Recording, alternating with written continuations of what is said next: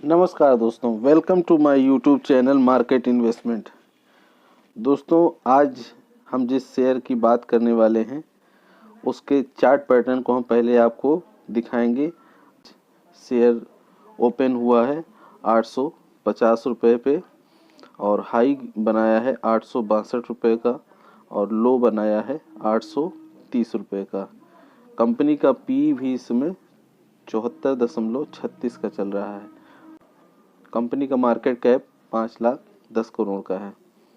हम chart pattern में देख रहे हैं कि कंपनी में अपर सर्किट लगा, फिर मार्केट डाउन होने के कारण थोड़ा सा गिरावट हुई और गिरावट के बाद अगेन इसमें अपर सर्किट लगा और मार्केट बंद होते होते थोड़ा सा मार्केट फिर डाउन हुआ तो इसका सर्किट टूट गया है।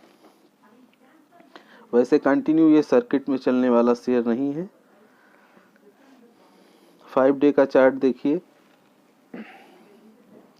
5 डे में भी आपको दो जगह सर्किट लगी हुई दिखाई देगी। उसके बाद बीच में सर्किट का ब्रेकआउट हुआ है और अगेन सर्किट में ये शेयर आ गया है और उसके बाद फिर अभी इसकी सर्किट टूटी हुई है।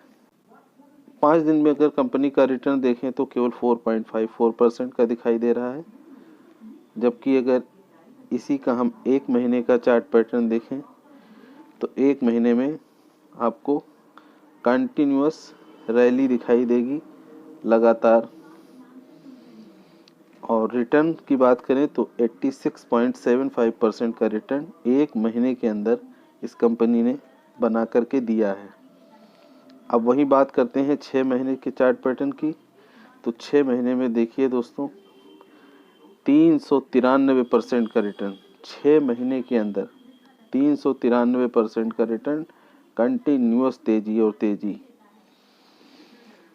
अब बात करते हैं इसके 1 ईयर का चार्ट पैटर्न की। 1 ईयर में देखिए 2303% का रिटर्न, वो भी कंटिन्यूअस वे में, कोई भी फ्लैक्चुएशन नहीं है, ज़्यादा कोई भी अप डाउन मूवमेंट नहीं दिखाई दे रहा है। कंटिन्यूअस कंपनी ने रिटर्न बना करके देती चली गई और एक साल में 2303% का रिटर्न शायद ही किसी कंपनी में देखने को मिलता है, इतना भयानक रिटर्न। अभी बात करते हैं और थोड़ा लंबे चार्ट पैटर्न की। 5 साल का चार्ट पैटर्न देखिए। 5 साल में देखिए 5 साल में 18,835% का रिटर्न, 18,835% का रिटर्न, सीधा छप्पर फाड़ दिया। अभी मैक्सिमम का चार्ट पैटर्न देखते हैं तो मैक्सिमम में आपकी आंखें शायद धोखा खा जाएंगी देख करके। रिटर्न 8,50,100% का रिटर्न। ये शेयर 1 अक्टूबर 2004 में 10 पैसे से लॉन्च हुआ था और इन 17 सालों में 18 सालों में कंपनी ने 8,50,000 8.5 लाख% से भी ज़्यादा का रिटर्न बना करके अपने निवेशकों को दिया है, जिसकी कल्पना नहीं की जा सकती है। Unbelievable, unbelievable. और उसके बावजूद कंपनी का पी 74 का ही है। ऐसा भी नहीं कि कंपनी का पी बहुत ज़्यादा हो गया है। तो अब दोस्तों हमें सबसे पहले ये जिज्ञासा होगी कि कंपनी ऐसा करती क्या है जिसके कारण कंपनी को इतना ज़्यादा बेनिफिट होता है, इतना ज़्यादा कंपनी प्रॉफिट दिखाती है। तो इसके लिए हम आपको ले चलते हैं screener.com की वेबसाइट पे। तो जैसा कि आप देख रहे होंगे दोस्तों, GRM कंपनी बासमती चावल का काम करती है, यानी कि बासमती चावल का खरीद और बिक्री करती है और ये देश के साथ साथ विदेशों में भी ब्रांडेड और गैर ब्रांडेड दोनों तरीके के बासमती चावल का मिलिंग करती है, प्रसंस्करण करती है और विपणन करती है, मतलब एक्सपोर्ट करती है। तो कंपनी का एक मुख्य बिजनेस है वो है बासमती चावल से संबंधित, यानी कि कंपनी का मुख्य बिजनेस जो है वो बासमती चावल से संबंधित है। इसके बारे में आप गूगल पे जा करके और भी अधिक पढ़ सकते हैं, इसके बारे में कंपनी के बारे में जानकारी ले सकते हैं। फिलहाल कंपनी के बारे में मैं इतना बता सकता हूँ कि कंपनी इंडिया के साथ साथ कई बड़े देशों में, ब्रिटेन, अमेरिका, यूरोप और ऑस्ट्रेलिया जैसे देशों में भी ये कंपनी बासमती चावल की सप्लाई करती है, और इसी के साथ साथ 38 अदर कंट्रीज़ में भी कंपनी अपने बासमती चावल का एक्सपोर्ट करती है। कंपनी का बाजार मूल्य 5,101 करोड़ का है।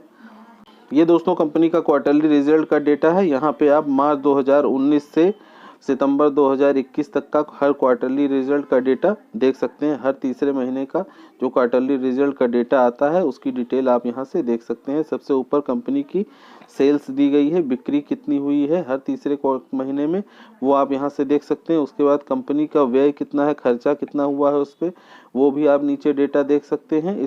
कंपनी के परिचालन लाभ यानी कि ऑपरेटिंग प्रॉफिट को देख सकते हैं, और इसके साथ साथ कंपनी का शुद्ध लाभ यानी कि नेट प्रॉफिट जो है वो भी आप यहां से देख सकते हैं। क्वार्टरली आप कंपनी का यहां से जो नेट प्रॉफिट है वो आप देख सकते हैं, किस तरीके से कंपनी ने अपना प्रॉफिट जनरेट किया है।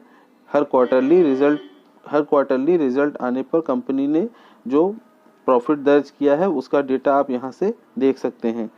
कंपनी के क्वार्टरली रिजल्ट के बाद हम कंपनी के प्रॉफिट एंड लॉस का डेटा चेक करेंगे। कंपनी का प्रॉफिट एंड लॉस का डेटा ये दिया हुआ है कहाँ पे, ये कंपनी का सेल्स 2012 से 2021 तक का आप डेटा यहाँ पे चेक कर सकते हैं। जैसा कि मार्च 2012 में 237 करोड़ था, और वहाँ से इंक्रीजिंग मोड में दिखाई दिया है, 270 हुआ, फिर 270 के बाद 422, 568, फिर यहाँ से थोड़ा डाउन हुआ, फिर इंक्रीज हुआ है, और अभी एटलीस्ट 948 करोड़ रुपए का सेल्स उसका कंपनी का चल रहा है। अब कंपनी के जो एक्सपेंस है उसको भी आप यहाँ से देख सकते हैं। कंपनी का हर ईयर वाइज ईयर कितना एक्सपेंस हुआ है उसका डेटा भी आप यहाँ से चेक कर सकते हैं। कंपनी का जो नेट प्रॉफिट है, कंपनी का जो शुद्ध लाभ है उसका डेटा आप यहाँ से चेक कर सकते हैं।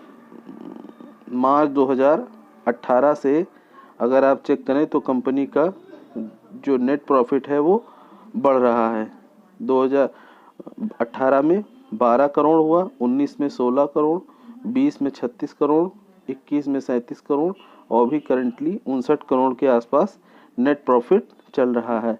तो यानी कि year by year net profit में भी इंक्रीज दिखाई दे रहा है। अब इसके बाद हम बात करते हैं कंपनी के बैलेंस शीट की।